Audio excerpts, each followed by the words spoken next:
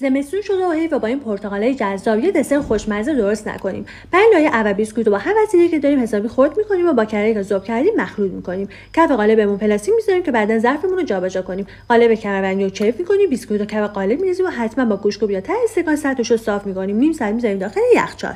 لایه دوم پنیر خامه، پنیر ماسکارپونه، خامه صبحانه، شکر رو با هم مخلوط می‌کنیم. پودر ژلاتین رو با آب سرد بنماری می‌کنیم و به موادمون اضافه می‌کنیم. حین کار دورگیری می‌کنیم که موادمون یک دست بشه. لایه‌ای که آماده شده رو لایه بیسکویت می‌ریزیم، صاف می‌کنیم، کنارهاشو پر می‌کنیم و 2 ساعت می‌ذاریم داخل یخچال. ژله پرتقال رو به همراه آب جوش بنماری می‌کنیم. یه پرتقال رو خرد می‌کنیم، تست می‌کنیم که شیرین باشه. به دلخواه می‌چینیم. بعد ژلمون که به دمای محیط رسیده رو به آرومی اضافه می‌کنیم و قالب رو چند ساعت می‌ذاریم داخل یخچال.